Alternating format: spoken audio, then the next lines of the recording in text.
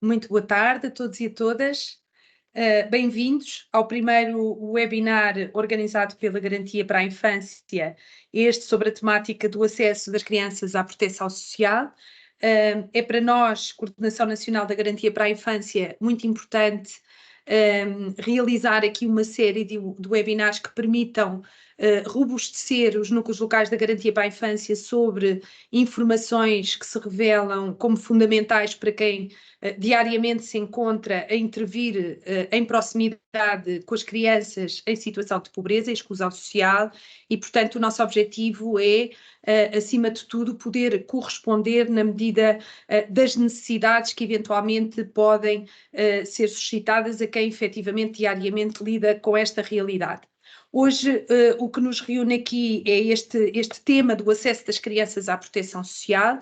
É um tema absolutamente basilar na concretização dos objetivos da Garantia para a Infância e, portanto, não posso deixar de fazer aqui um agradecimento especial ao Instituto de Segurança Social, que aceitou, no fundo, dar este pontapé de saída nesta série de webinars que queremos fazer sobre várias temáticas diretamente relacionadas com a garantia e, portanto, hoje aqui vamos ter connosco três pessoas do Instituto de Segurança Social que nos vêm falar de alguns temas que consideramos absolutamente essenciais. Não quero com isto dizer, aquilo que pretendemos é no futuro podermos também, junto do Instituto de Segurança Social, virmos a abordar outras temáticas igualmente importantes, mas decidimos então começar esta atividade falando e começando exatamente pelo início, falando aqui no processo de atribuição de NISs, como é que efetivamente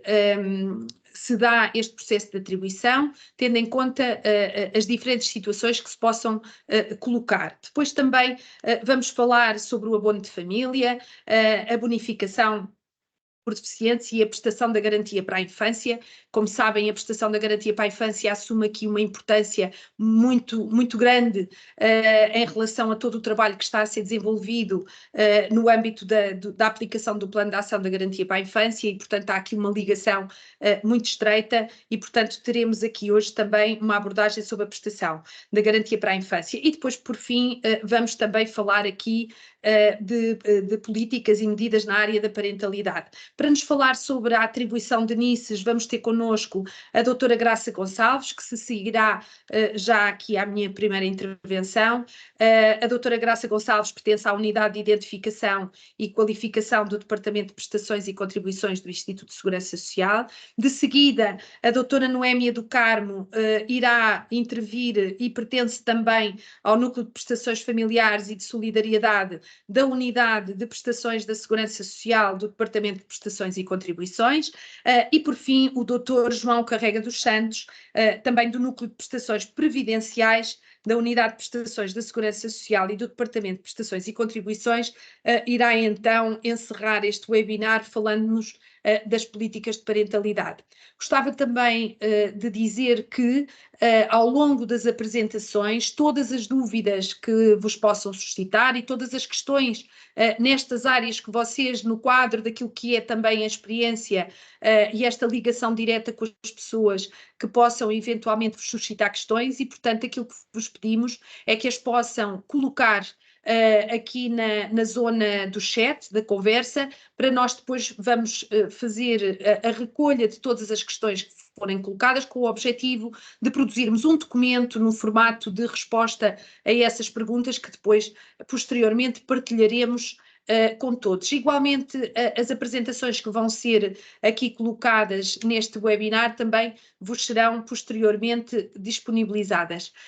Agradecendo mais uma vez, já temos connosco quase 200 pessoas neste webinar e, portanto, é para mim também uma especial satisfação saber que, efetivamente, a Garantia para a Infância possa aqui ser um facilitador no acesso à informação a todas as pessoas que depois são absolutamente essenciais neste trabalho direto com as famílias e com as crianças mais vulneráveis e, portanto, agradecer a todos e a cada um a vossa presença, a vossa participação e desejar que o presente webinar corra e possa corresponder àquelas que possam ser as vossas questões. Muito obrigada a todos, muito boa tarde. Eu regressarei para fazer o encerramento e dou então a palavra à doutora Graça Gonçalves. Muito obrigada. Muito obrigada, boa tarde, doutora Sónia, e agradeço o convite para poder participar nesta partilha dos nossos conhecimentos pela prática. Cabe-me a mim iniciar esta partilha com o tema da atribuição do NICE.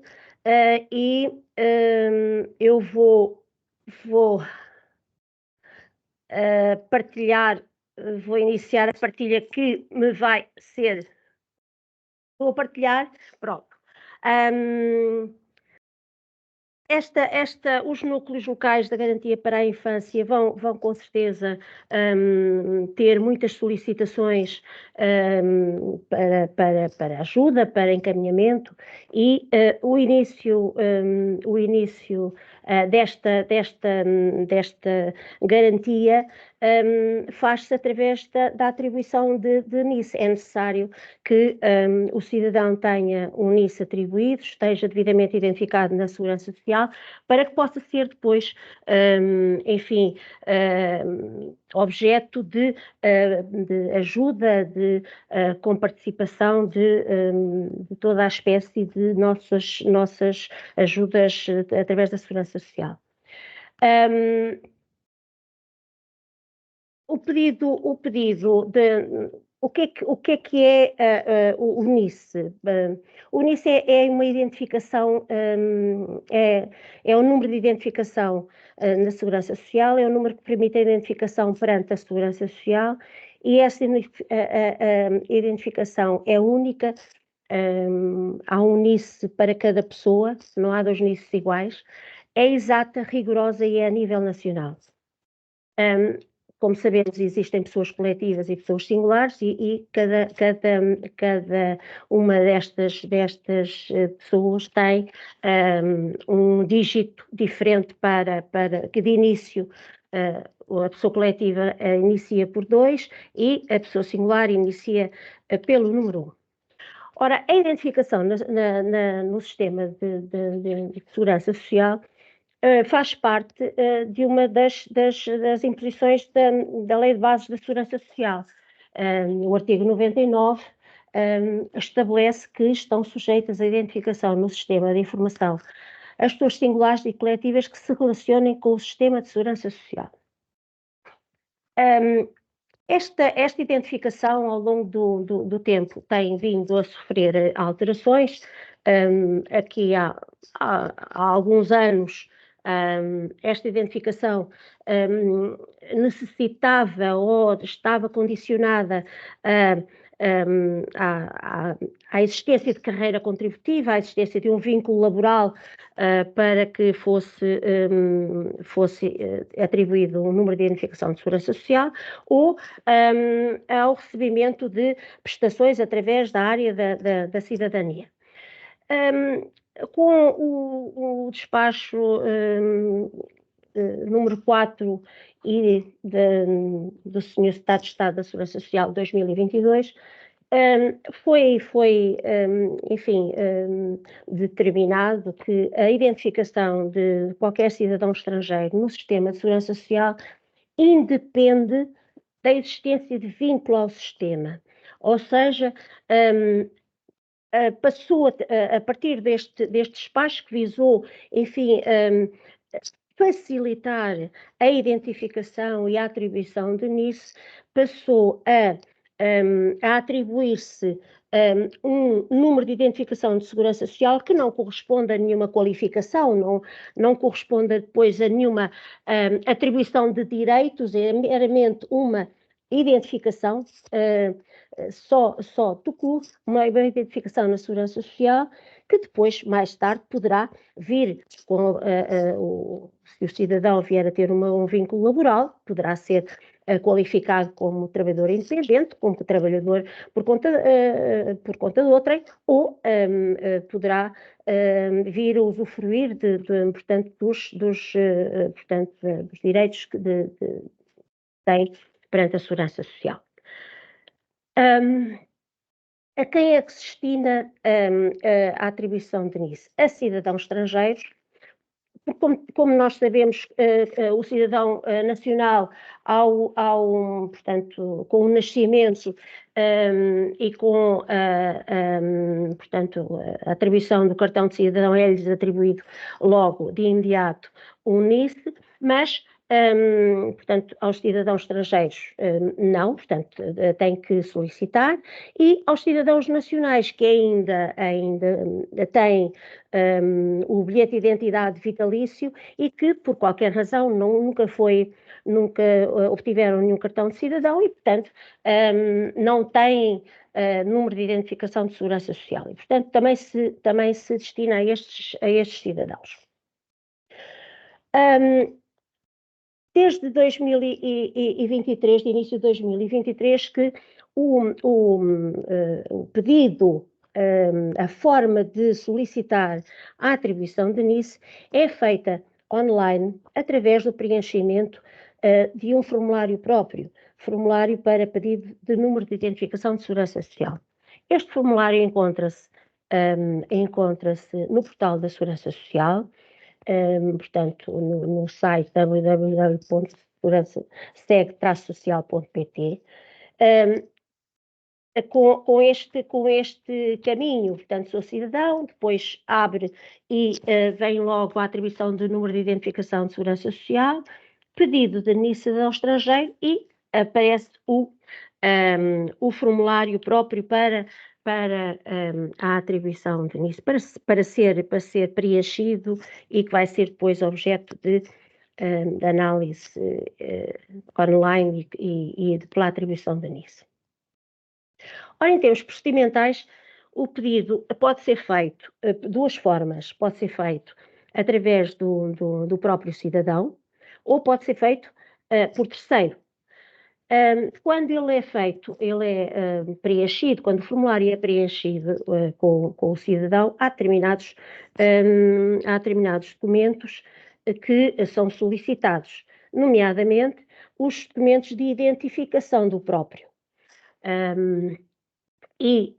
Temos duas vertentes.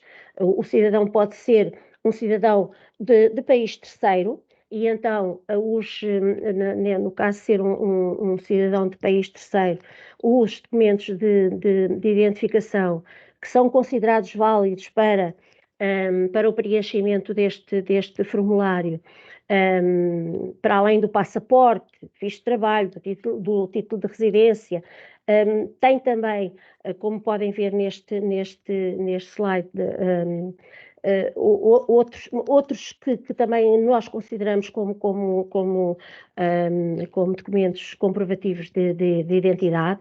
O recibo comprovativo do pedido de autorização da residência provisória, por exemplo, a autorização da residência provisória, o recibo comprovativo da renovação da autorização de residência provisória, o recibo comprovativo de concessão da autorização de residência, refugiados, proteção subsidiária, título de residência de refugiado, proteção subsidiária, enfim, depois verão o resto, mas todos estes documentos são documentos comprovativos de identidade para efeitos do preenchimento do formulário. Se for um cidadão do espaço europeu, pois é o documento de identificação civil do seu país de origem, e se for o seu representante legal. No caso do representante legal, o documento de identificação é necessário também do requerente, do cidadão requerente. Qualquer pessoa, como todos nós sabemos, qualquer pessoa pode fazer-se representar na relação com a Segurança Social e, portanto, pode fazer-se representar para o preenchimento do pedido de atribuição de NIS. E neste caso, quais são os documentos necessários? O documento de identificação do requerente, que tem que ser anexado, a procuração através do qual foram dados poderes a terceiro para, em seu nome, preencher o formulário de atribuição da NIS.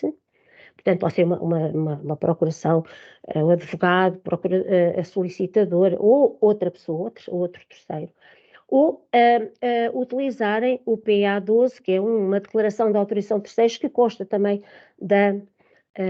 no portal. E que pode ser, portanto, feito o download e preenchido e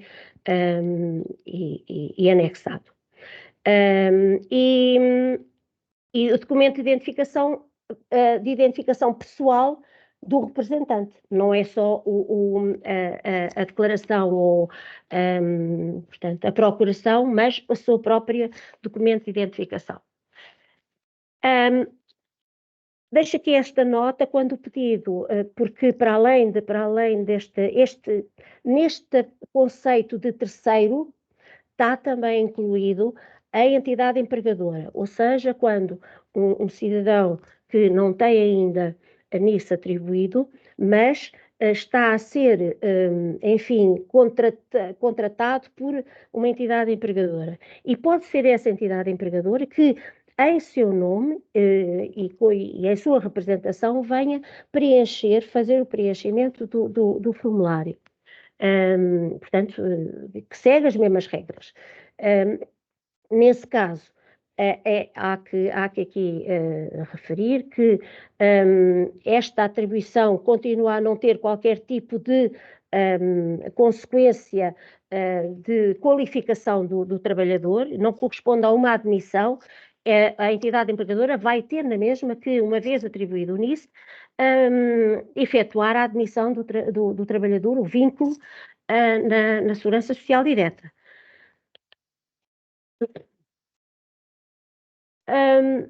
Para além de...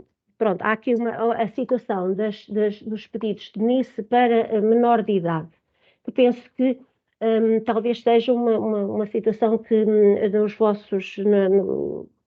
vocês vão ter alguma necessidade de explicar como é que se faz. No caso do pedido de NIS para criança de menor de idade, quer ela tenha nascido ou não em Portugal, o preenchimento do formulário é efetuado por um dos progenitores.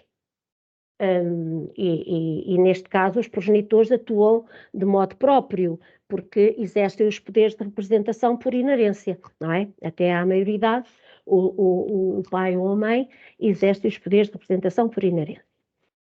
Neste caso, é necessário o documento de identificação da criança e os documentos de identificação do progenitor que preenche o formulário, ou o pai ou a mãe. Por vezes, nesta situação, há uma criança, por exemplo, que nasce em Portugal, enfim, não se compreende que de imediato, na primeira semana ou na segunda semana de vida da criança, os pais tenham como preocupação ir tratar do passaporte ou do cartão, de outros elementos, outros documentação da criança. Portanto, neste caso, portanto, está previsto no próprio formulário que pode ser apresentado como documento de identificação da criança o assento de nascimento. Portanto, logo que nascem numa instituição, portanto, de saúde portuguesa, portanto, ele sai com o assento, com a declaração de nascimento e, portanto, esse documento serve para identificação. Outra situação, embora eu não o tenha aqui mencionado no PowerPoint, mas vou dar aqui uma nota, diz respeito às crianças, que nós também temos tido algumas situações destas e que poderão ocorrer e vocês terem que encaminhar, que são as crianças que, por razões de conflitos nos países, ou por outra situação qualquer, surgem em Portugal indocumentadas. E, portanto, sendo, ou vêm sozinhas, vêm sem qualquer documentação. Para estas crianças também há que prestar o apoio necessário e para esse apoio é necessário também a atribuição de NIS, porque só depois com a atribuição é que a Segurança Social pode desencadear os mecanismos para apoiar. E nestes casos, que não têm, estes casos escapam aqui ao geral do preenchimento do formulário, não vêm por aqui. Nestes casos, devem ser encaminhados para a nossa área, a área da Segurança Social, que diz respeito à cidadania, à área de desenvolvimento social, que eles próprios, em conjunto com as restantes áreas dos nossos serviços, vão documentar o processo, vão fundamentar a necessidade de acompanhamento destas crianças e é entre serviços depois que será atribuído com a área da identificação, a que eu faço parte, que será atribuído nisso, mas virá pela área da cidadania, é para essa área que vocês, enfim, deverão encaminhar este tipo de procedimentos e devem agilizar-se.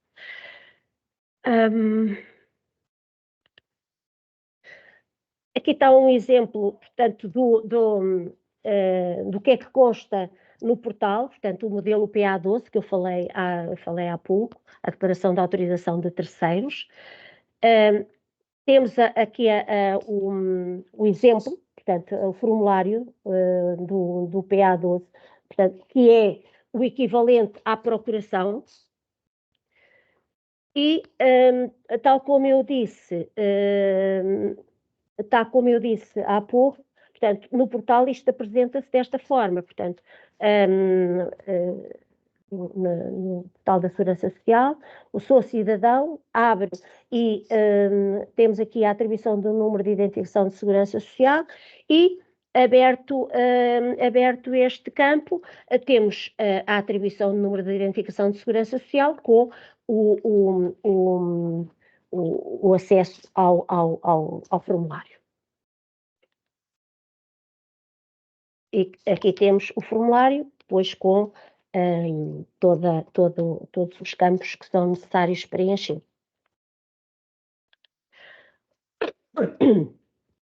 Este formulário é um formulário que é depois analisado por um robô, portanto, e que vai permitir fazer a comparação de todos os dados, pelo que é necessário que antes da submissão e após o preenchimento do formulário e antes da submissão do mesmo, haja um grande cuidado na verificação de todo o preenchimento, porque é deste correto preenchimento que vai permitir depois a legibilidade da documentação e da correção da informação. Portanto, convém sempre que vos seja possível ajudar alguém a preencher o formulário, que haja este cuidado no preenchimento, porque muitos são não aceites por pequenas divergências de preenchimento. Portanto, é necessário fazer esta ressalva. Ao submeter o formulário, portanto, vai aparecer uma informação no ecrã e que, portanto, refere que há um número de pedido, não é? Uma identificação do processo, do registro e a indicação de que será comunicado brevemente se foi atribuído, se estiver tudo correto, ou se, havendo alguma divergência, será comunicada essa divergência, ou porque o documento de identificação não era o próprio, ou porque a morada não corresponde, ou porque existe, o sistema não permite, o robô não permitiu ler algum documento. Portanto, serão notificados para o endereço de e-mail que foi aposto no requerimento sobre a situação do pedido. Temos depois, uma vez atribuído o NIS e notificado o cidadão de que, portanto, o NIS foi atribuído, há que fazer um levantamento do NIS nos serviços de atendimento da Segurança Social neste caso, o cidadão pode levantar o seu NIS de modo próprio e então tem que se identificar, não é? Tem que se identificar com o seu documento de identificação e se não for o próprio, se for o representante legal a ir levantar o NIS, tem que levar a procuração na mesma, ou o PA12, como foi referido atrás, e levar a documentação de identificação do cidadão ao qual foi atribuído o NIS e o seu próprio, como representante legal, o seu próprio documento de identificação.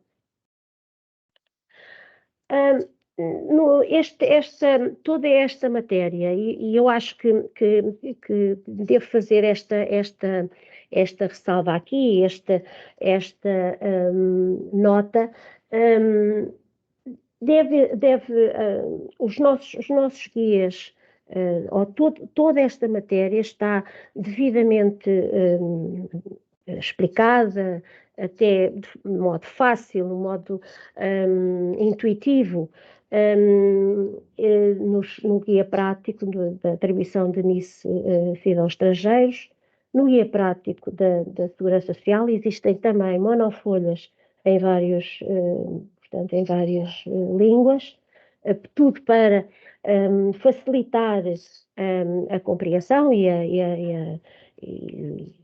o procedimento deste início de relacionamento com a Segurança Social, que é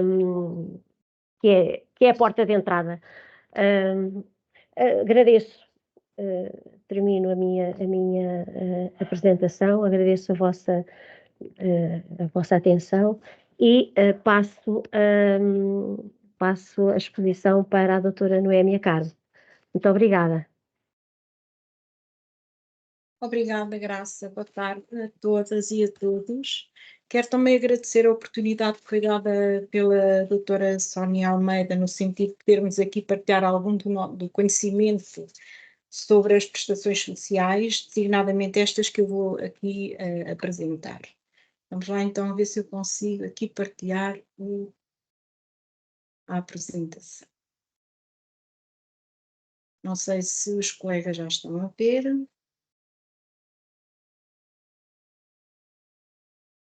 Eu penso que já estão a ver. Ora, vamos lá então. Nós vamos aqui falar hoje de 3 prestações sociais. Uma delas é o Abono de Família para crianças e jovens, a bonificação por deficiência e a garantia para a infância. O Abono de Família para crianças e jovens esta prestação encontra-se prevista no Decreto-Lei nº 176 de 2003, de 2 de agosto, que já sofreu várias alterações. E o que é esta prestação? Esta prestação ela é paga mensalmente em dinheiro e destina-se a compensar os encargos familiares relativos ao sustento e à educação das crianças e dos jovens. quais são as condições para o acesso a esta prestação de abono de família para crianças e jovens? Desde logo, uma das condições é a residência em Portugal, ou que se encontrem equiparados a residentes, portanto, isto vale para os residentes em Portugal com residência habitual para os cidadãos portugueses e depois a residência legal para os cidadãos estrangeiros, ou então aqueles que se encontram equiparados a residentes legais. Esta prestação é atribuída também aos titulares que não trabalhem. Há, no entanto, uma exceção. Portanto, os titulares do abono de família não podem trabalhar, com exceção de que esse trabalho seja, essa atividade profissional seja exercida em período de férias escolares. Nestas situações, nós não suspendemos o abono de família para crianças e jovens. É também uma das condições o agregado familiar cumpra, digamos assim, o escalão de rendimentos exigidos e vocês podem consultar esta informação no guia prático, está aqui uma notinha em rodapé, chama apenas a atenção para o facto de atualmente o guia prático pode estar um bocadinho desatualizado porque ele encontra-se em atualização, no sentido de a informação que ali está naquele dia esteja correta. Uma outra condição é o agregado familiar não ter património mobiliário.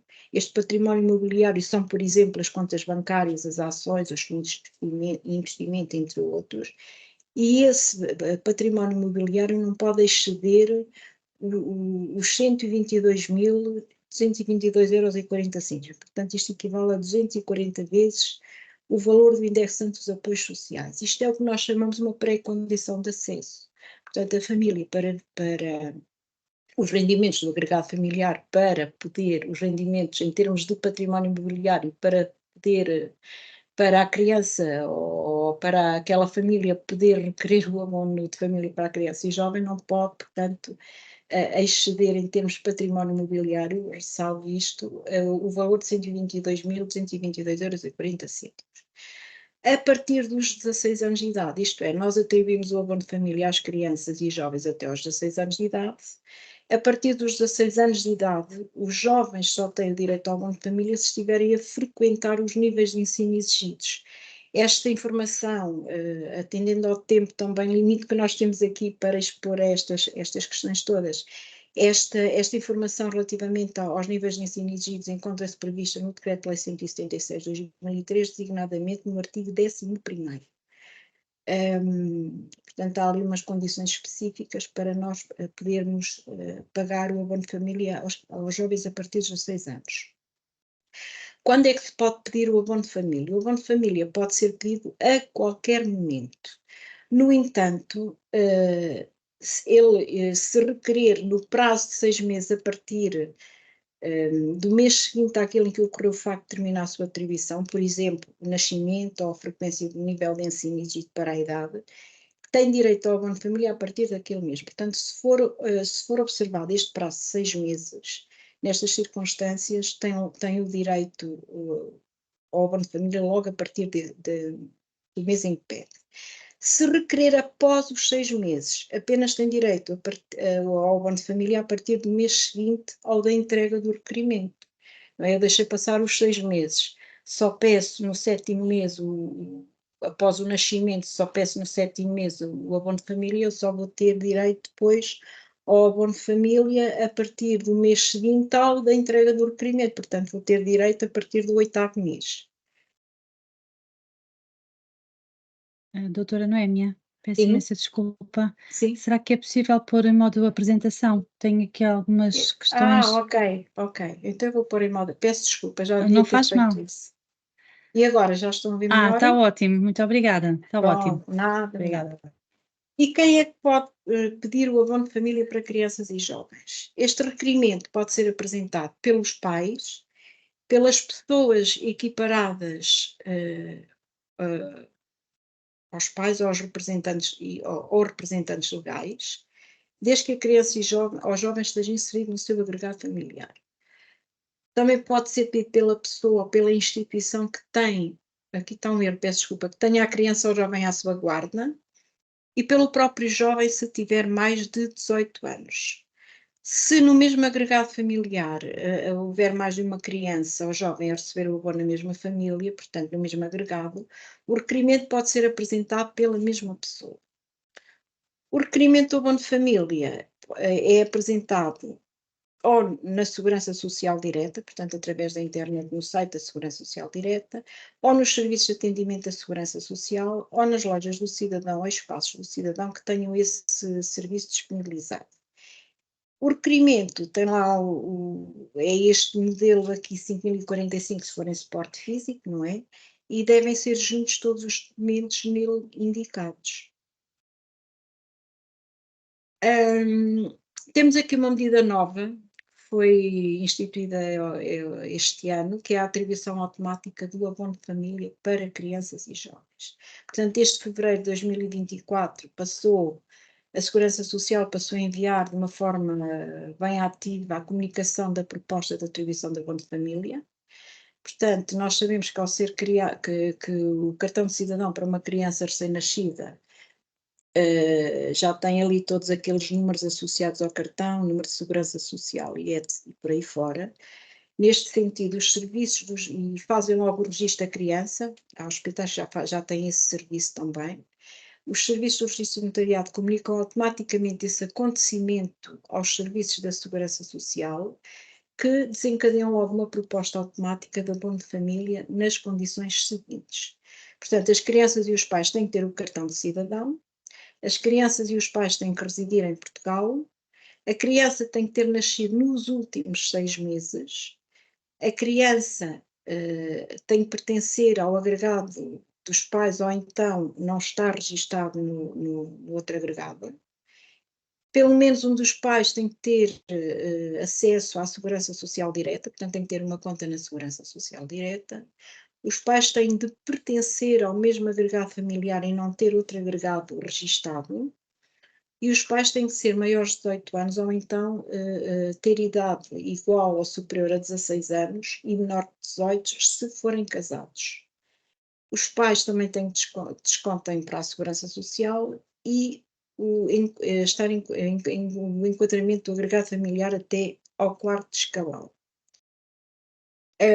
Nesta sequência, se estas condições estiverem todas preenchidas, os pais receberão então na área de mensagens da Segurança Social Direta uma comunicação onde consta um link de acesso à página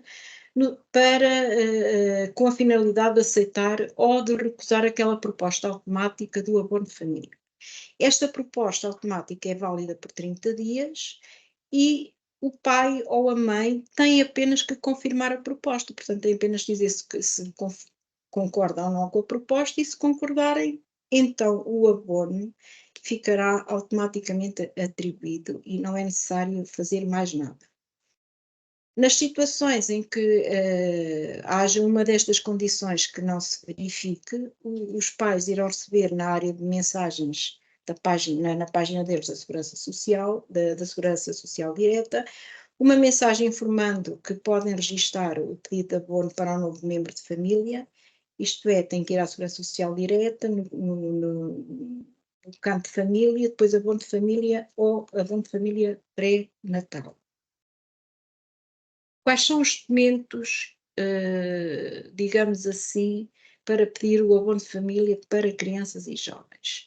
Relativamente aos cidadãos portugueses, os cidadãos residentes em Portugal e os cidadãos que prestem serviço no estrangeiro e que sejam total ou parcialmente remunerados pelo Estado português, é necessário um documento de identificação válido, neste caso o cartão de cidadão, o bilhete de identidade ou uma certificação, ou uma certidão de identificação civil / passaporte. O cartão de identificação fiscal, no caso de não possuírem cartão de cidadão. Se os elementos do agregado familiar já estiverem identificados na Segurança Social, não é necessário entregar estes documentos que eu falei aqui atrás. No caso de se tratar de uma família monoparental, além dos documentos referidos aqui atrás, tem que entregar também um acordo homologado da regulação das responsabilidades parentais, portanto, uma sentença da regulação das responsabilidades parentais. Portanto, o acordo homologado das responsabilidades parentais é aquele acordo que é feito na Conservatória do Registro Civil. Posteriormente é enviado para o Ministério Público no sentido de homologar esse acordo. E então, quando desce outra vez à Conservatória, o acordo já está homologado e é um documento bastante ou suficiente para provar, digamos assim, quem é que tem a regulação das responsabilidades parentais relativamente àquela criança. Se não houver um acordo da regulação das responsabilidades parentais, é a sentença da regulação das responsabilidades parentais, porque quando não há acordo entre os pais, claro, tem que ser depois o Tribunal de Família a decidir, ou então o comprovativo do pedido de regulação das responsabilidades parentais junto da Conservatória ou do Tribunal. Relativamente aqui às crianças e jovens estrangeiros, quais são os documentos que são necessários? Estes cidadãos que não se encontrem abrangidos por acordo internacional ou por legislação comunitária é necessário apresentar documento válido que comprove a residência legal em Portugal ou comprove a situação equiparada à residente legal. E temos logo, desde logo, ao abrigo da Lei dos Estrangeiros, que é a Lei nº 23/2007, de 4 de julho, é necessário apresentar o título de residência válido ou o comprovativo válido do pedido de prorrogação do título de residência ou o visto de residência válido. Se for um cidadão estrangeiro que esteja ao abrigo da Lei do Asilo, que é a Lei nº 27/2008, 30 do 6, é necessário apresentar o título de residência, que é o Estatuto de Refugiado, ou o recibo comprovativo do pedido de concessão da autorização de residência, portanto, refugiado, ou então a autorização de residência provisória, ou o recibo comprovativo do pedido de concessão da autorização de residência provisória, ou o recibo comprovativo do pedido de renovação da autorização de residência provisória. Relativamente aos cidadãos abrangidos por acordo internacional ou legislação comunitária, portanto, para além dos cidadãos comunitários e dos suíços ou outros cidadãos estrangeiros nacionais de países com os quais Portugal tem acordos internacionais sobre prestações familiares, não precisam de apresentar estes documentos. Porquê? Porque eles são equiparados a cidadãos nacionais. Ainda quanto aqui aos cidadãos estrangeiros, portanto, os menores estrangeiros que não tenham nascido em território nacional, mas que nele se encontrem, têm direito ao abono de família, desde que as pessoas que sobre eles exerçam efetivamente as responsabilidades parentais, ou então a cuja guarda se encontrem ao abrigo de uma medida de promoção e proteção ou de uma medida tutelar cível, tenham o estatuto de residente.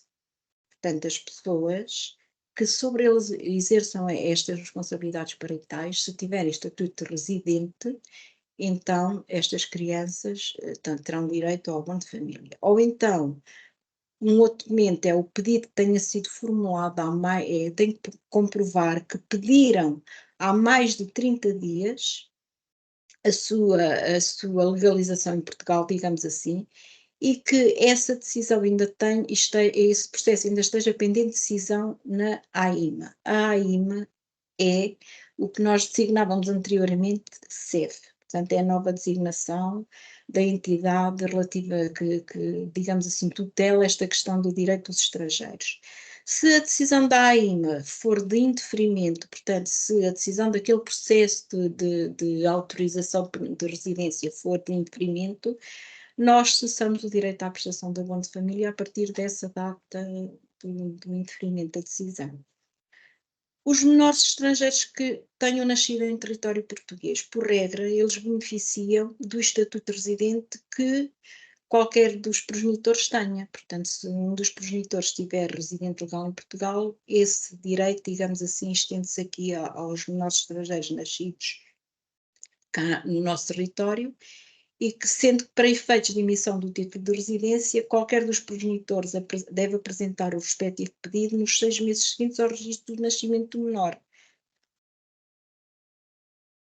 Esta prestação do abono de família suspende, tem aqui pode suspender ou pode cessar. Ela suspende se não for apresentada a prova escolar durante o mês de julho. A prova escolar é aqui, digamos, uma prestação, digamos assim, que está aqui acoplada ao abono de família. E também suspende se o jovem com mais de 16 anos ultrapassar os limites de idade em relação ao nível de ensino. Suspende se o jovem de 16 anos ou mais deixar de estudar. Se o jovem começar a trabalhar, salvo se o trabalho for prestado então ao abrigo do contrato de trabalho em período de férias escolares, aí o abono de família não se suspende. Também suspende se a jovem que se encontrou grávida, começa a receber o subsídio social parental.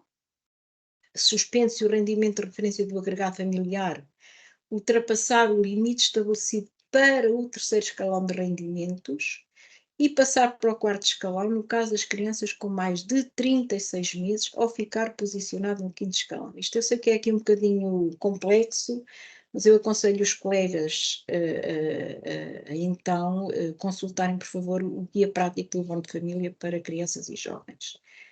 E também suspende se não declarar a alteração da composição ou dos rendimentos do agregado familiar. E quando é que cessa? Esta prestação cessa se o jovem com deficiência atingir os 24 anos e não se encontrar no ensino superior.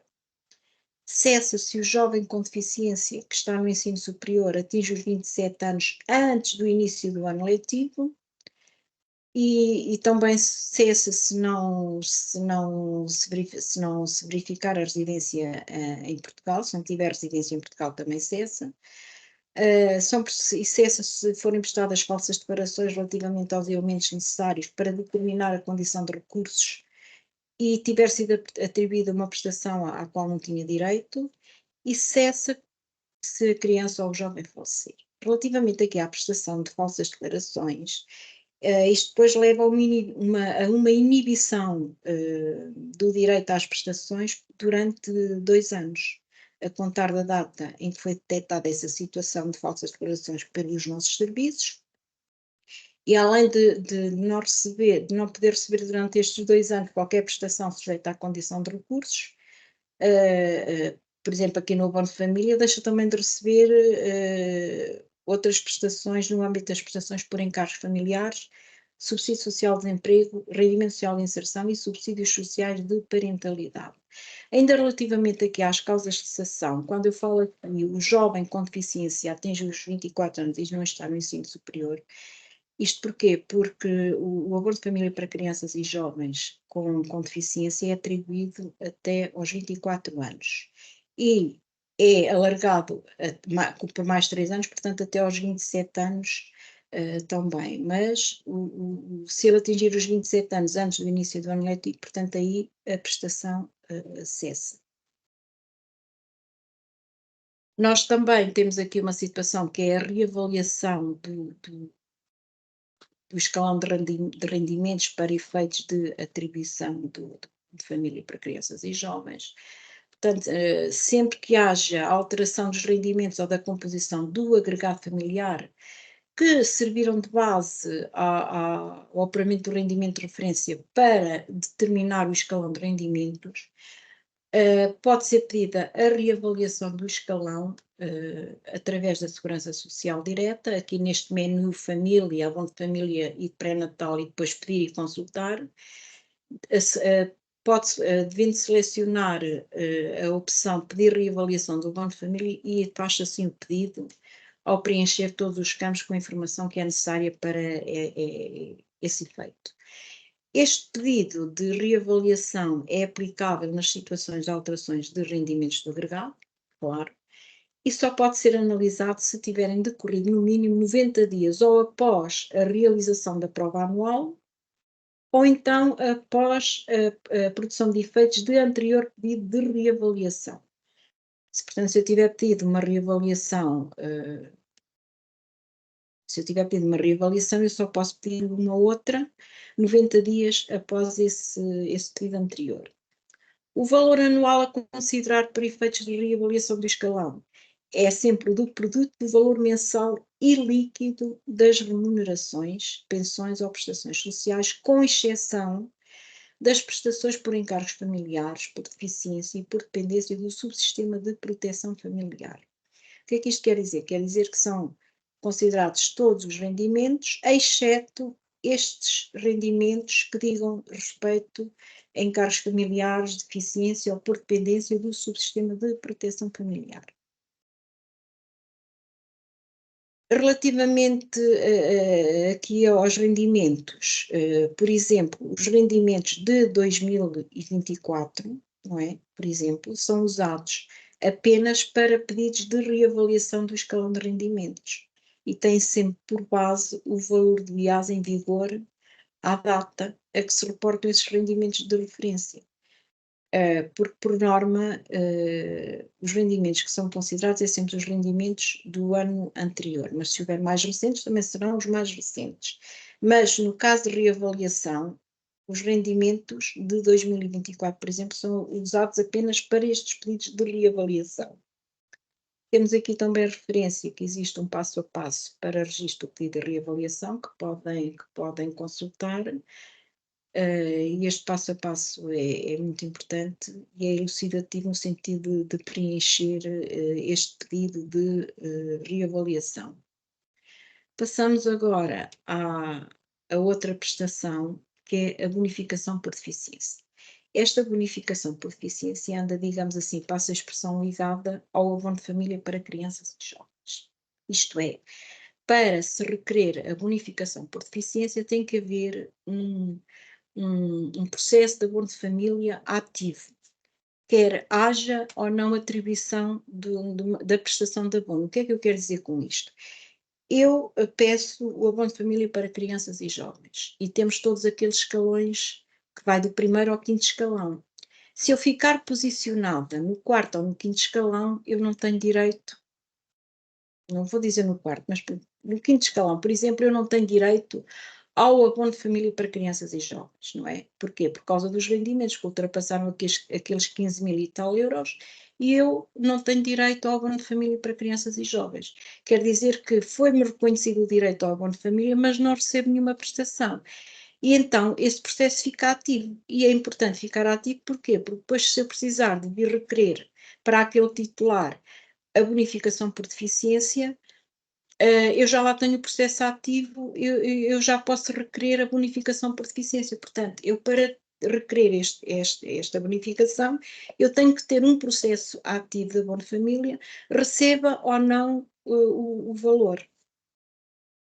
Esta bonificação por deficiência encontra-se aqui prevista em 2 diplomas, digamos assim, que é o 160 de 80 e o 133B de 97.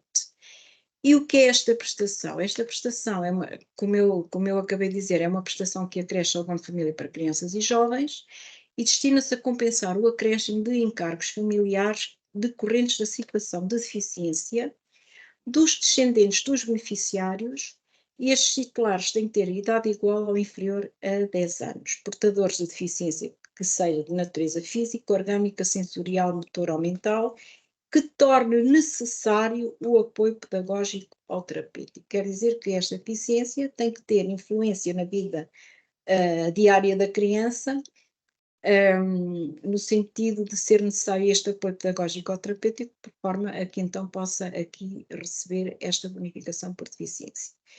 As crianças e jovens com deficiência, com idade inferior a 24 anos, eu já explico isto, a 24 anos, que em 30 de setembro de 2019 já eram titulares da bonificação por deficiência, elas mantêm o direito à bonificação se mantiverem as condições que deram origem a essa atribuição da bonificação. A partir de 1 de outubro de 2019, a bonificação pode ser requerida, mas apenas é concedida a crianças com idade até aos 10 anos. Porquê? Porque em 2019 foi publicado um diploma, que é o Decreto-Lei 136/2019, de 6 de setembro, que veio alargar à infância e juventude a prestação social para a inclusão. Portanto, foi o início, digamos assim, da implementação da terceira componente da prestação social para a inclusão. E derivado aqui deste diploma, destas novas regras, é que está aqui esta notinha que eu acabei de ler, que as crianças ou os jovens com idade inferior a 24 anos, que em 30 de setembro de 2009 já eram titulares da bonificação, elas mantêm o direito se mantiverem as condições de atribuição. A partir de 1 de outubro de 2019, que é quando aquele diploma produz efeitos ou entra em vigor, não é? A bonificação por deficiência só pode ser requerida,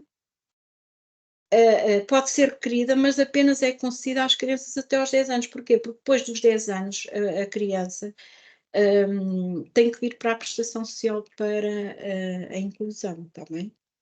Quem é que pode pedir esta bonificação? Temos aqui duas situações. Porquê? Porque esta prestação pode ser atribuída pelo regime contributivo ou pelo regime não contributivo. E quem é que pode pedir ao abrigo do regime contributivo? É o beneficiário e o respectivo cônjuge, isto é, a pessoa, este beneficiário é a pessoa que vai dar o direito, digamos assim, à criança de ter esta prestação. Pode também ser pedido pela pessoa com quem a criança ou jovem viva e o tenha à sua guarda e cuidados, e pode ser também pedida pelo próprio jovem se tiver mais de 16 anos. No caso do regime não contributivo, portanto, naquelas situações em que não há, em que o beneficiário, digamos assim, não tem contribuições para a segurança social, pode ser requerida esta prestação por quem provar ter a cargo a criança ou o jovem, ou o próprio jovem se tiver mais de 16 anos. As condições de atribuição relativamente ao regime contributivo e relativamente ao beneficiário, este beneficiário tem que ter registro de remunerações nos primeiros 12 meses dos últimos 14 a contar da data da entrega do requerimento da bonificação. No entanto, esta condição aqui do registro de remunerações não se aplica aos pensionistas por riscos profissionais com incapacidade permanente igual ou superior a 50%. Relativamente à criança ou jovem portadora de deficiência ao abrigo do regime contributivo, ela tem que viver a cargo do beneficiário, não pode exercer atividade profissional enquadrada por regime de proteção social obrigatório. E o que é que nós consideramos a cargo do beneficiário? Consideramos o cargo do beneficiário estes familiares aqui que com ele vivam em comunhão de mesa e habitação, que são os descendentes solteiros, os descendentes casados com rendimentos mensais inferiores ao dobro do valor da pensão social, portanto, se tiverem valores superiores, não são considerados, os descendentes separados de pessoas e bens, divorciados ou viúvos com rendimentos inferiores ao valor da pensão social. Portanto, estes descendentes aqui, casados e os separados, etc., também têm que viver, claro, em comunhão de mesa e habitação com o beneficiário. Quanto ao regime não contributivo, portanto, este regime contributivo integram-se as pessoas que não são abrangidas por qualquer sistema de proteção social e que se encontram em situação de carência. Portanto, as crianças e jovens, por si ou pelos seus agregados familiares, têm que apresentar uma destas condições de recurso. Portanto, os rendimentos líquidos mensais têm que ser iguais ou inferiores a 40% do indexante de apoios sociais, portanto, do IAS, desde que o rendimento do respectivo agregado familiar não seja superior a 1,5 vezes o IAS. Portanto, estes rendimentos ilíquidos têm que ser inferiores a 40% do IAS, mas o rendimento do respectivo agregado familiar não pode ser superior a 1,5 vezes ao IAS. Isto também parece um bocadinho complexo, mas também não tenho aqui muito tempo para explicar esta questão assim de maneira mais clara.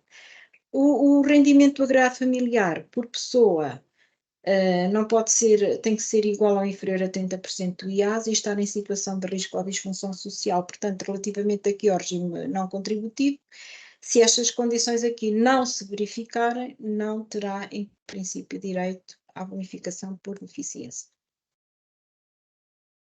Ainda como condição de acesso à bonificação por deficiência, temos aqui também aquela pré-condição de acesso dos 240 IAs, portanto, atendendo que a bonificação é uma prestação que acresce ao abono de família, apenas têm acesso às prestações os agregados familiares cujo valor total do património imobiliário seja inferior a 240 vezes o valor do IAS.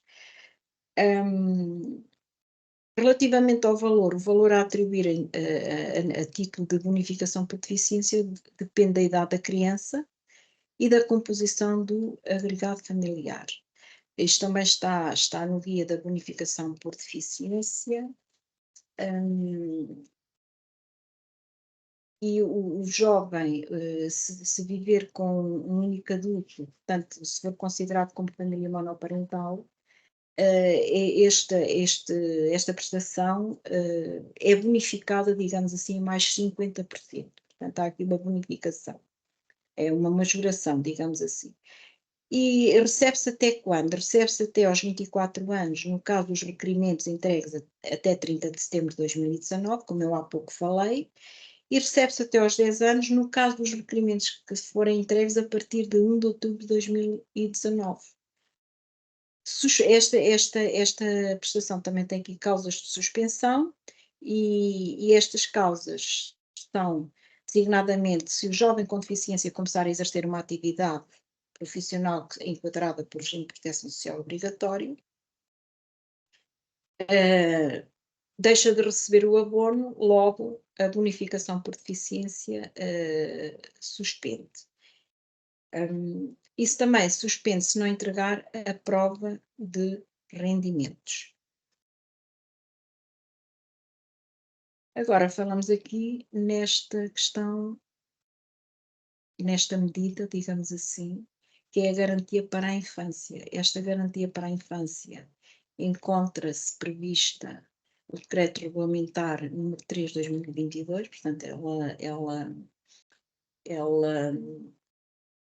foi, digamos assim, integrada no nosso ordenamento jurídico na sequência de uma recomendação da União Europeia e posteriormente no Orçamento de Estado de 2022, não é?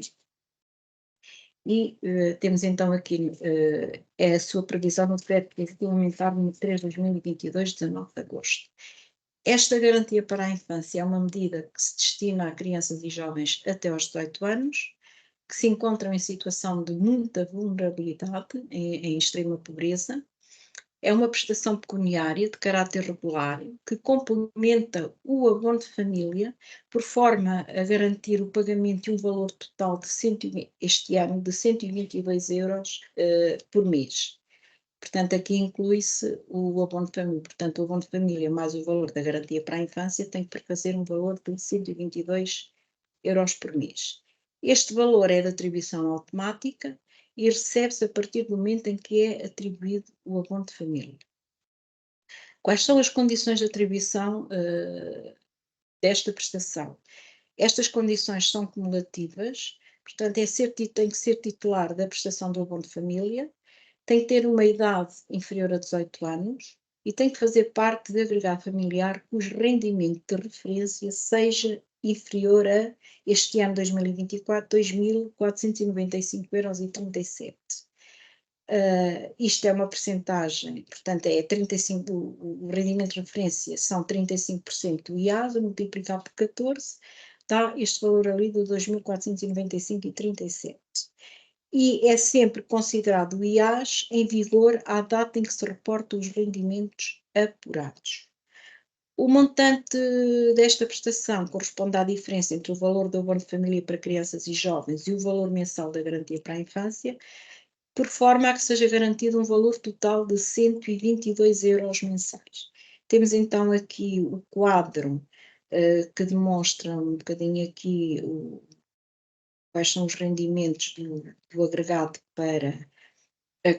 relativamente às prestações que os titulares podem receber.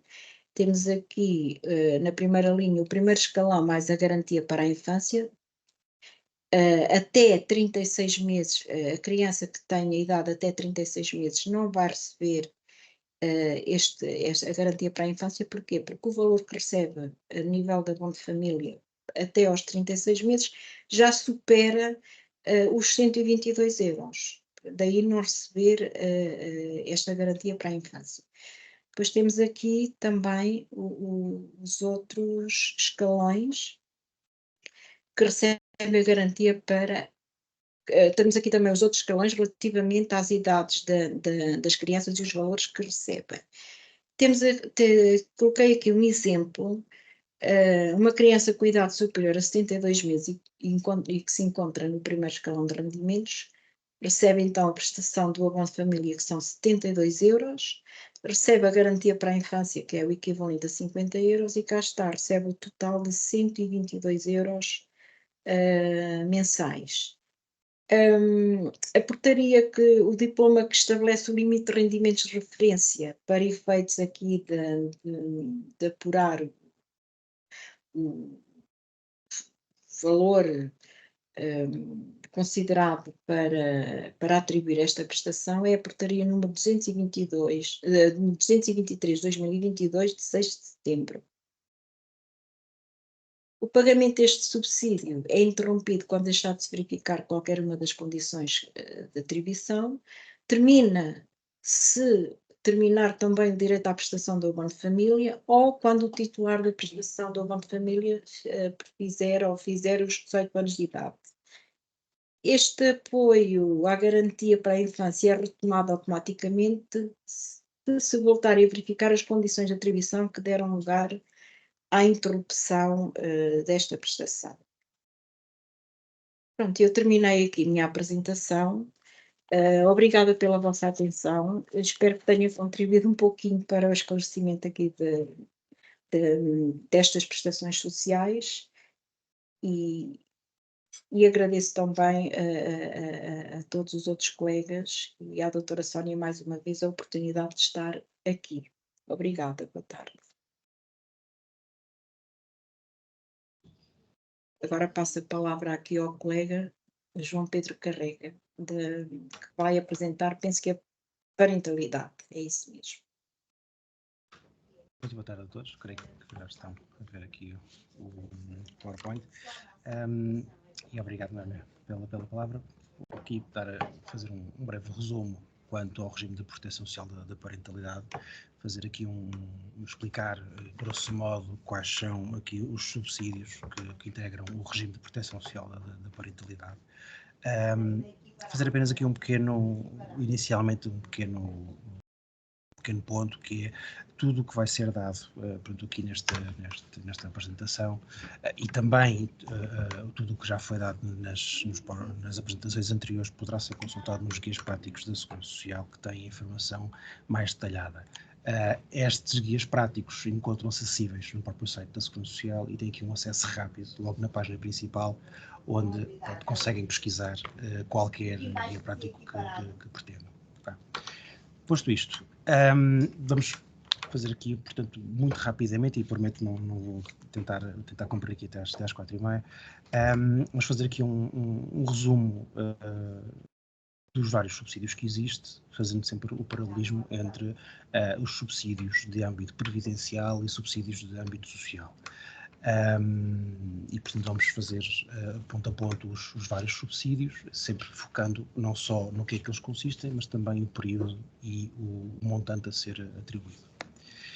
Posto isto, a parentalidade encontra-se distinta em dois grandes grupos, neste caso a proteção previdencial e a proteção solidária.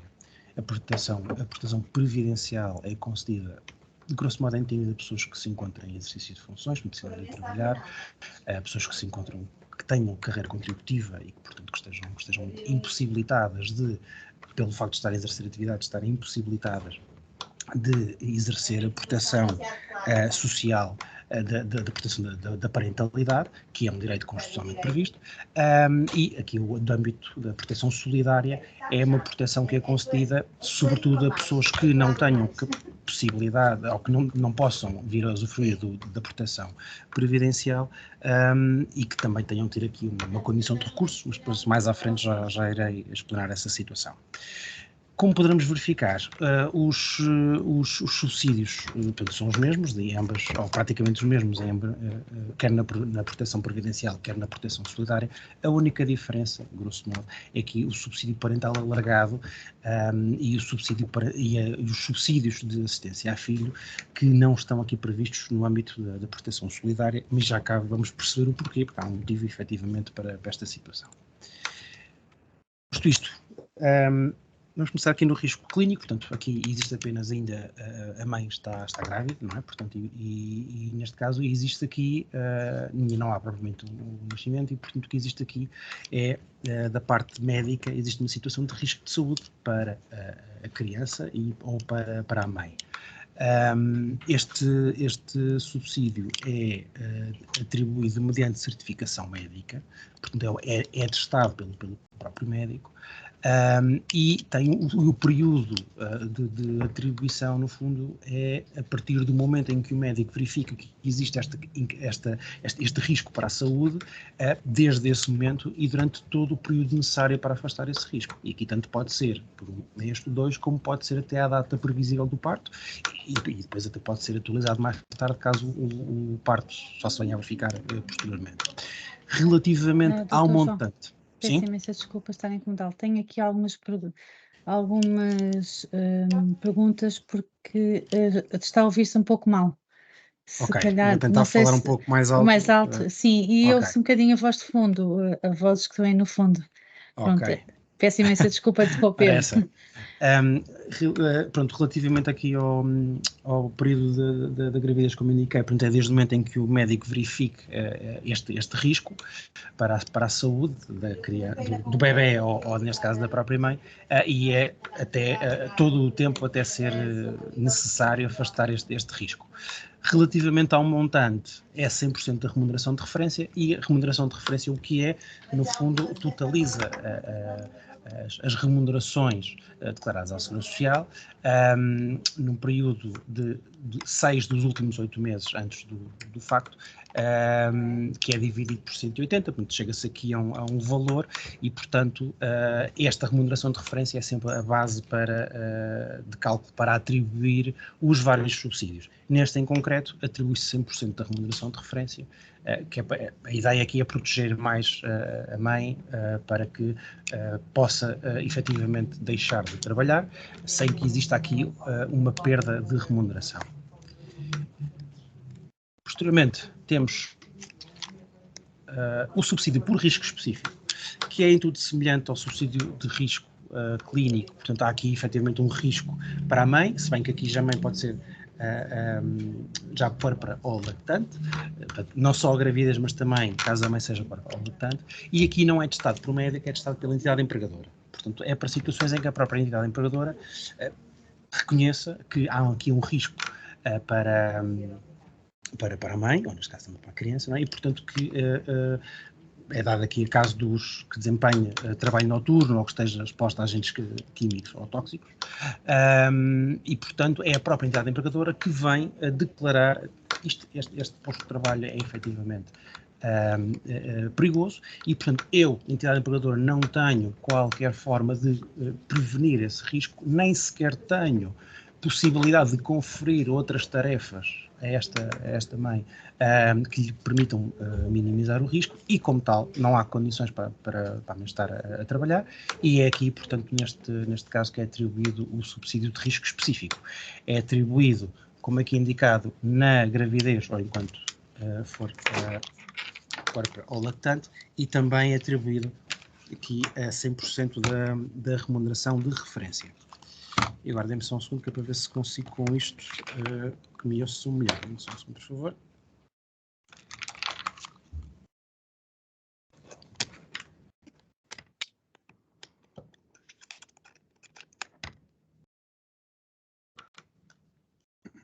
Não sei se me conseguem ouvir melhor agora. Sim, parece melhor. Sim. Ok, obrigado. Pronto. Em termos... posteriormente temos aqui um subsídio por interrupção da gravidez, portanto, caso, enfim, haja aqui a necessidade de interrupção da gravidez, que tem que ser medicamente certificada. Existe aqui um subsídio para permitir precisamente minimizar aqui a perda de remuneração, deste impedimento para o trabalho, e este subsídio é atribuído por um período que varia entre 14 e 30 dias, portanto o mínimo são 14 dias, para permitir a recuperação física da mãe, entre 14 e 30 dias, sendo que a própria definição deste período é definida pelo próprio médico, e também, uma vez mais, tem 100% da remuneração de referência no montante a ser pago, precisamente para proteger aqui a mãe nesta incapacidade para o trabalho. Posteriormente, isso tudo correu bem durante a gravidez, teremos aqui o nascimento e com isso é atribuído o subsídio parental inicial. Como é óbvio, nós falamos sempre que a data do facto é a data do parto, no entanto, nós temos que fazer uma adaptação caso exista aqui uma adoção, ou acolhimento, ou mesmo apadrinhamento civil, que existe aqui por extensão de direitos.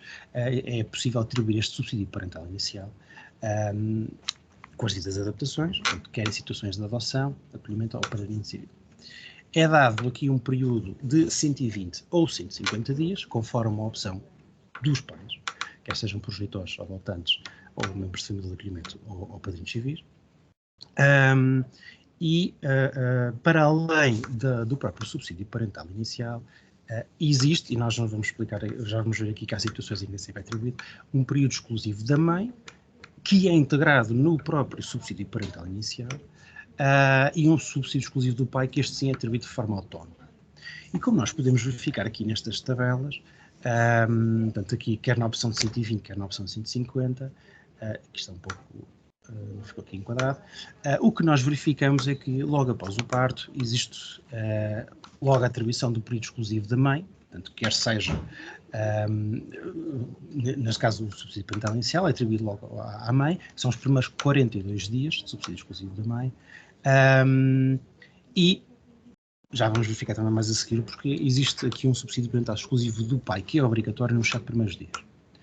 Após isto, o que existe é a continuação do subsídio parental exclusivo da mãe, e entramos aqui no período do exclusivo do pai, que são 21 dias, gozados em períodos mínimos de 7 dias. Isto agora é uma alteração relativamente recente no âmbito da agenda para o trabalho. Após este período, e até aos 120 dias, que foi a opção os pais tiveram, o restante período poderá ser verdadeiramente repartido pelos pais. Portanto, vamos imaginar que há aqui um plafond entre os 42 e os 120 dias. Este período pode ser atribuído à mãe, pode ser atribuído ao pai, conforme pretenderem. Como é óbvio, se quiserem os dois ao mesmo tempo, é descontado do período, não há aqui uma multiplicação. Caso seja optada esta opção, como podem verificar, é pago um montante de 100% da remuneração de referência. Okay? Na opção 150 dias, existe uma variação dos montantes, como podem confirmar, por regra 83%, ou no caso, se existir aqui o gozo de uma determinada maneira, deste período poderá ser majorado para 90% da remuneração de referência. Os períodos, como podem verificar, dos exclusivos do pai mantêm-se pagos a 100%, isto porque, como indiquei há pouco, porque o subsídio exclusivo do pai é atribuído de forma autónoma. Este período é atribuído de forma autónoma aos 120, aos 150, neste caso, do subsídio parental inicial. É por este motivo que existe uma distinção entre o montante atribuído ao exclusivo parental da mãe e ao exclusivo parental do pai. Ainda relativamente aqui aos exclusivos, como foi indicado, os primeiros 42 dias, temos aqui o exclusivo da mãe, que devem ser atribuídos por regra a partir da data do parto, então primeiro dia do impedimento para o trabalho. No entanto, existe a possibilidade de antecipação deste exclusivo inicial da mãe até 30 dias antes do parto. Não é aplicável à situação de parental por adoção, acolhimento ou padrinhamento civil.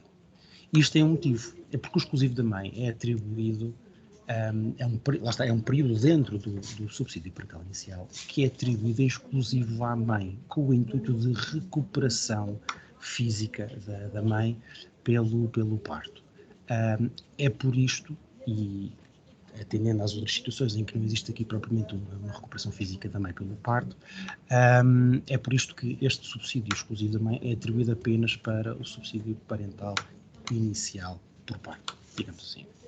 Relativamente ao exclusivo do pai, e também foi alvo de algumas alterações há pouco tempo, hoje anda com o trabalho digno, este é um período adicional, que são 28 dias de gozo obrigatório, sendo que 7 têm que ser gozados imediatamente após o parto, consecutivos, seguidos, portanto, e os restantes 21, estes sim podem ser gozados em períodos mínimos de 7 dias, quer sejam seguidos ou intercalados, conforme aqui um pouco é vontade, neste caso do pai, conforme for necessário.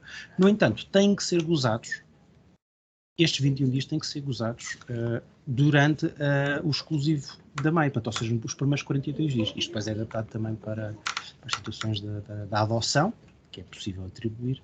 Os restantes 21 dias também têm que ser gozados após os primeiros 42 dias.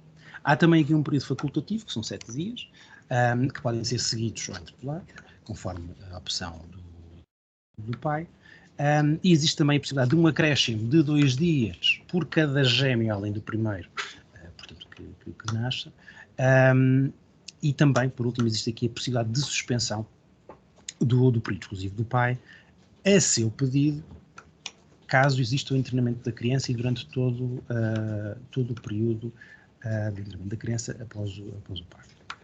Tem que ser a pedido, não é atribuído oficiosamente, e, portanto, não está porque nem todos os pais, nem sempre é vantajoso que exista aqui a suspensão, portanto, o próprio pai a quem cabe definir isso mesmo.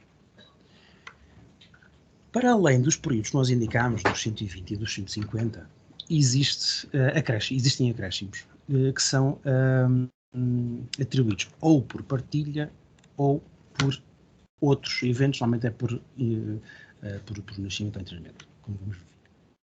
Relativamente à partilha, verifica-se que, para além dos 120, é possível acrescer ao período mais 30 dias, caso os pais optem por partilhar a licença inicial em exclusivo durante 30 dias seguidos ou por 2 períodos de 15 dias consecutivos. Após, lá está sempre, os 42, que é o exclusivo da mãe. Portanto, após o exclusivo da mãe, se os pais decidirem em exclusivo ficar 30 dias com a criança, têm direito a um acréscimo de 30 dias, ou 2 períodos. Caso, neste caso, a mãe goze do período normal da licença, 120 ou 150, pode o pai imediatamente, assim que termina este período, 120 ou 150, pode o pai pedir: eu quero que os meus 30 dias exclusivos sejam gozados agora. Uma interpretação que foi feita e que, portanto, permite aqui realmente fazer um acréscimo de 30 dias à própria licença. Existem também outros acréscimos, nomeadamente por nascimentos múltiplos, onde por cada gêmeo adotado ao período existe aqui 30 dias, bem como em caso de internamento da criança, portanto o período de internamento da criança até 30 dias de internamento, há aqui este acréscimo, ou também por maturidade até às 33 semanas de gestação, todo o período da criança, bem como 30 dias após alta hospitalar. Todos estes acréscimos são gozados afinal, no fim de gozar o subsídio parental inicial, de 120 ou de 150 dias. Posto isto, existe já aqui o nascimento da criança, é gozado o período de subsídio parental inicial. Posto isto, existem aqui outras proteções no âmbito da parentalidade que não estejam diretamente relacionadas com o nascimento da criança. O subsídio parental alargado era um subsídio que estava dependente do subsídio parental inicial e os pais que quisessem podiam prolongar por mais algum tempo esse mesmo subsídio. Isto agora sofreu uma alteração grande e, portanto, existe já uma dissociação entre o subsídio parental alargado e o subsídio parental inicial. Como é que isto se verifica? O subsídio parental alargado passou a ser um subsídio de assistência. Não clínica, não é necessário uma certificação de um médico, mas passou a ser um subsídio de assistência definido pelos pais.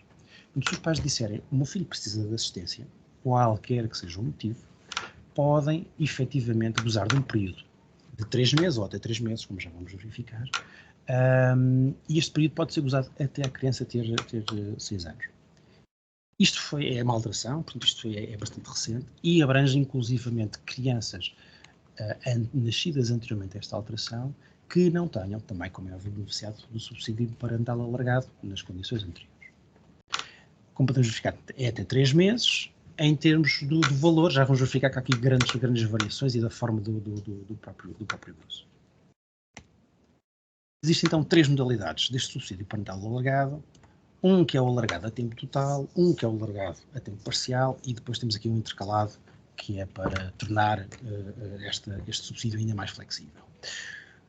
O parental alargado a tempo total é atribuído até 3 meses, não tem que ser 3 meses, é a escolha dos pais, podem usar 2 meses, até 3 meses, de forma consecutiva ou até 3 períodos interpelados, por cada um. Ou seja, no fundo, a segunda vai pagar até 6 meses, não é? 3 pelo pai, 3 pela mãe. Atenção que isto pode ser usado de forma consecutiva ou até 3 períodos interpelados, conforme o que for decidido pelos pais, e para além disso eles podem usar de forma simultânea ou interpelada, portanto eles é que decidem os próprios períodos a prestar a assistência ao filho. Em termos de montantes, é pago 30% da remuneração de referência, a regra é sempre a remuneração de referência, ou 40% se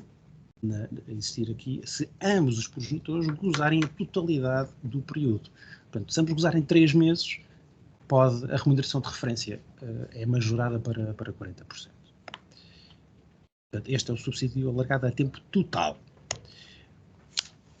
A tempo parcial tem aqui algumas diferenças. Primeiro, isto significa que permite efetuar aqui uma acumulação entre este período, entre este subsídio e trabalho, porque é apenas a tempo parcial e, portanto, os dias são computados a meios dias e, portanto, meio-dia pode estar a trabalhar, meio-dia está aqui de licença.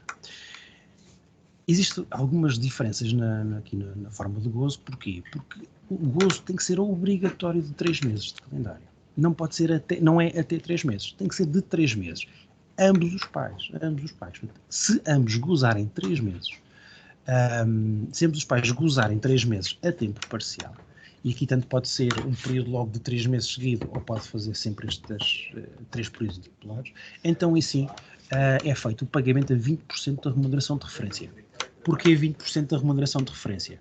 Porque, como nós verificámos anteriormente, se ambos gozassem a totalidade, existia uma majoração para 40%.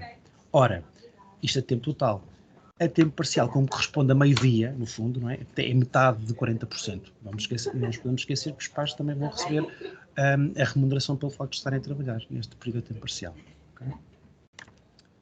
Por último, existe aqui o intercalado. Este intercalado, no fundo, de todos, é o que permite aqui uma maior flexibilidade entre a conciliação entre o trabalho e a proteção parental. Isto porque cada um dos pais pode, até 3 meses, gozar de períodos totais ou parciais. Podem ir intercalando. Tem sempre 3 períodos, ou pode ser gozado de forma consecutiva ou até 3 períodos, mas os próprios pais podem decidir. Eu quero uma semana a tempo total, e depois quero um período de 1 mês a tempo parcial, e depois mais tarde posso ter mais um período, mais 1 mês, a tempo total, por exemplo. A soma destes 3 períodos é que tem que dar no máximo 3 meses. E para isto temos 30% da remuneração de referência, se bem que aqui temos também a questão também da possibilidade de majoração. Para perceberem, porque isto pode ser um pouco confuso, damos aqui 3 exemplos, portanto, 30 dias a tempo total, 30 dias a tempo parcial, mais 30 dias a tempo total. Temos uma duração de calendário, se quisermos, da duração da licença total de 4 meses. Quanto ao montante da licença, temos 30% da remuneração de 90 dias, que corresponde a 30 dias, portanto, este primeiro período, a 30 dias, que são 60 meios dias, que é este período, e mais 30 dias, que é este período. Okay? Depois temos aqui os vários exemplos para perceber como é que se pode estender, como podem verificar aqui esta última, a duração da licença já não é 4, já é 5 meses, são 120 dias de período parcial, mais 30 dias de tempo total. Portanto, nós temos aqui 120 meios dias, não é? Mais 30 dias a tempo total. Pronto, dá para conjugar e é bastante flexível este novo subsídio parental alargado. Posto isto, temos uma outra tipologia de subsídios que são os chamados subsídios de assistência a filho.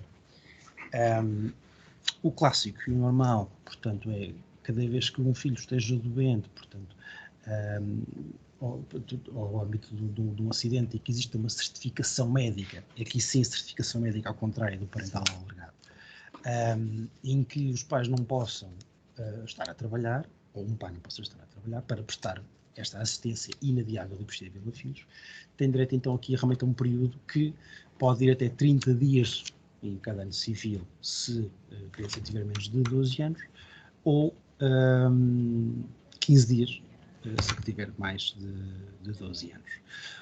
Uma vez mais, a remuneração é 100%, e, portanto, tem que existir aqui uma certificação médica em como, efetivamente, aquela criança necessita de cuidado. Este é um subsídio que é aplicável apenas à parte previdencial e não à parte social, e tem como pressuposto base que, para atribuir, vamos por exemplo, atribuir à mãe este subsídio de assistência a filho, o pai tem que estar a trabalhar, portanto, tem que estar a trabalhar ou tem que estar impedido de prestar assistência. Se, por algum motivo, o pai não estiver a trabalhar ou não estiver impedido de prestar assistência, então não é possível atribuir este subsídio, porque tem que haver sempre a impossibilidade de trabalho e que mais alguém fique com o próprio filho. Semelhante a este subsídio para assistência a filho, temos também o subsídio de assistência a filho com deficiência e doença crónica oncológica, que pode ir até 6 meses e prorrogável até 4 anos, ou até 6 anos se existir uma declaração de um médico especialista nesse sentido, em que lá está, o filho tem que viver em comunhão com o beneficiário, no caso que digamos a mãe, e também que o outro progenitor, uma vez mais, tem que estar ou a trabalhar ou estar na impossibilidade de prestar assistência. E aqui o montante, em vez de ter 100% da remuneração de referência, baixa para 65% da remuneração de referência. No entanto, não nos podemos esquecer que este subsídio de assistência a filho é atribuível apenas para 30 dias, enquanto que o de assistência à deficiência ou de doença oncológica pode ir até aos 6 anos no limite, portanto é um subsídio a longo prazo. Para além disso, existe também o subsídio de assistência a neto, portanto, neste caso é atribuído aos avós, que ou porque os pais têm possibilidades de prestar assistência, ou mesmo em caso de nascimento, portanto, se o filho, portanto, a mãe, digamos, ou o pai tiver menos de 15 anos, a mãe tiver menos de 15 anos, e, portanto, se o neto, e se não conseguir dar aqui a assistência, se for o pai a gozar o avô a gozar este período de assistência, em substituição do subsídio parental inicial, pode o avô aqui gozar durante esse período e aqui também apaga a 100% da remuneração de referência. Portanto, é aqui um conjunto, há aqui 3 subsídios de assistência a filho, que tem uma dinâmica muito sempre associada à impossibilidade clínica portanto, de prestar aqui a assistência ao filho, não é? Porque é ligeiramente diferente dos demais subsídios. Isto. Fazendo agora a transposição para a parte da solidariedade. Eu não vou dar novamente os subsídios, porque os subsídios na Suíça são exatamente iguais.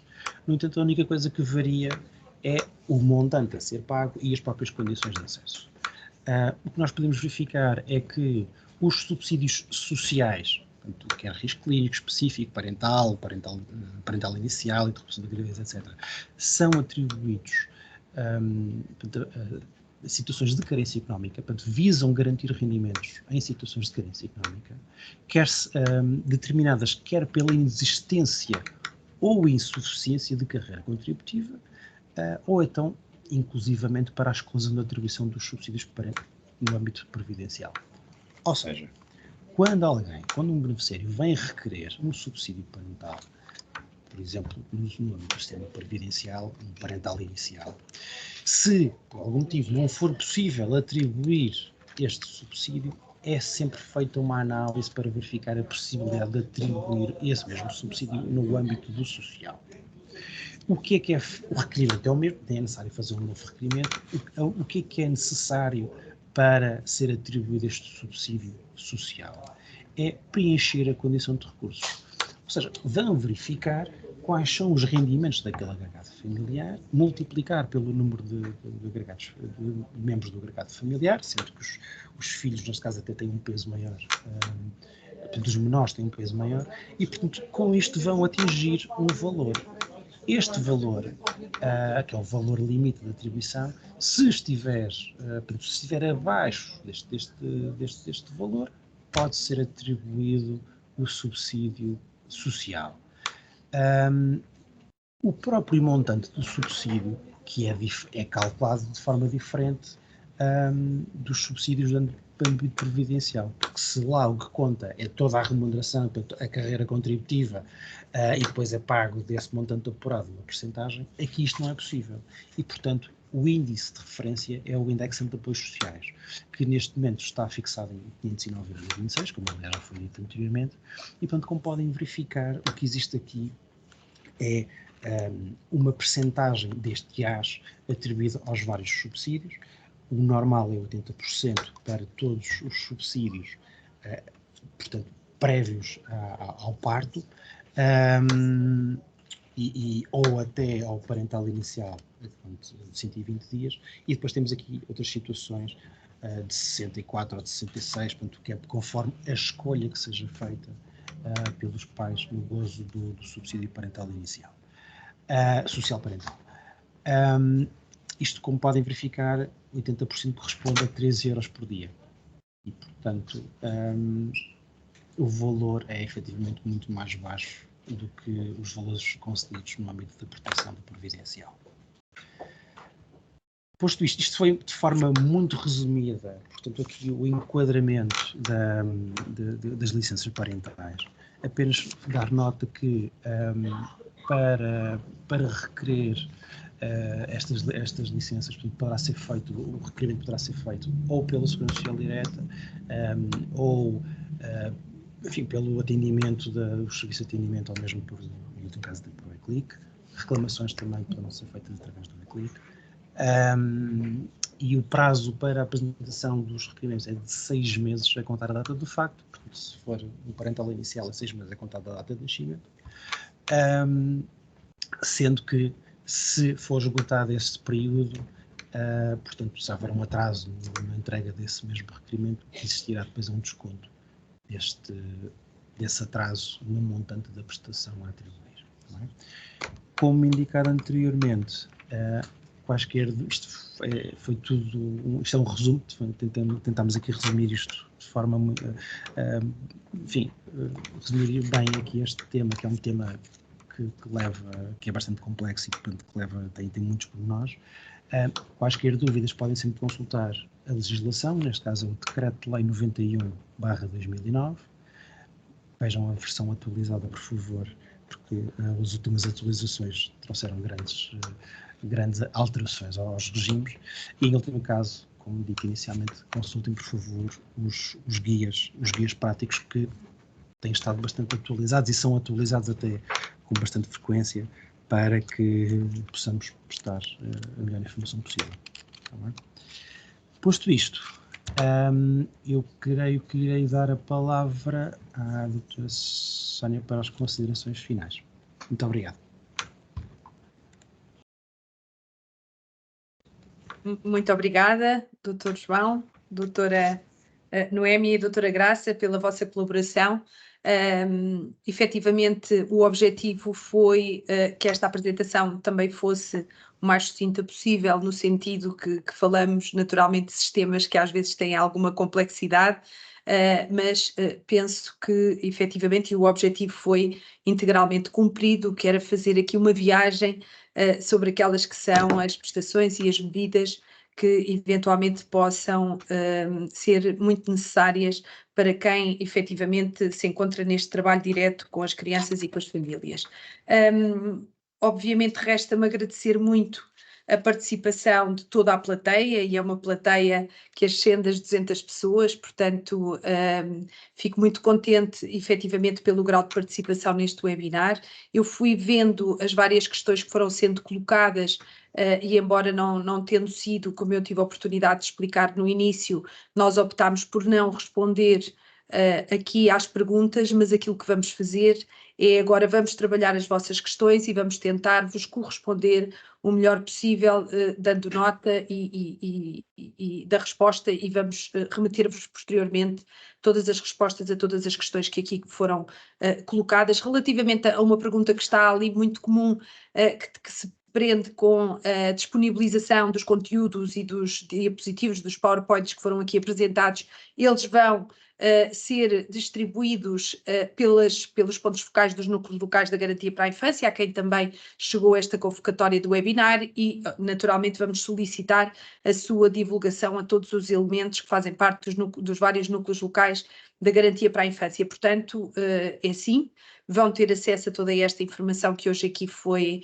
partilhada, e também aproveitava para solicitar a todos os intervenientes e a todos os participantes que nos possam ajudar respondendo a um questionário, a um link que foi partilhado, e eu se calhar pedia novamente para partilhar o link relativamente a um questionário de satisfação que obviamente tem unicamente o objetivo de nós melhorarmos aquilo que eventualmente neste primeiro webinar possa ainda não ter correspondido efetivamente àquilo que são os vossos também objetivos relativamente a estas ações. Portanto, peço-vos, ele é muito, muito breve, tem 4 perguntas, penso eu, e portanto pedia também a participação de todos no sentido de nos corresponder relativamente à resposta que pretende avaliar o vosso grau de satisfação em relação a este webinar. Portanto, espero que nos possamos encontrar novamente em breve. Estamos neste momento já a organizar um webinar especialmente dirigido aqui à área das migrações, portanto estamos a trabalhar com a AIMA no sentido de também podermos organizar aqui um webinar sobre esta área, e será à partida o nosso próximo webinar. Espero que em breve, ou o mais breve possível, já nos encontramos a trabalhar na sua preparação, e portanto eu despedia-me de todos e de todas com um até breve, esperando que realmente estes webinars possam, de facto, constituir uma mais-valia para o vosso trabalho. Muito obrigada. Dizer também, já agora e antes de terminar, que, independentemente das questões que aqui foram colocadas, se agora, após o webinar, vos suscitem mais questões, e todas as questões que no âmbito do vosso trabalho diário vos possam também suscitar relativamente a estas questões, podem sempre utilizar os canais de comunicação da Garantia para a Infância, e através dos núcleos locais nos fazerem chegar todas as vossas questões e todas as vossas perguntas e dificuldades, no sentido de nós também podermos contribuir para eliminar estas barreiras naquilo que depois naturalmente tem um impacto junto das crianças, que são exatamente o nosso alvo e a nossa principal missão. Portanto, resta-me agradecer a todos a participação e desejar-vos um resto de boa tarde, de trabalho ou não, e um até breve. Muito obrigada. Obrigada, boa tarde.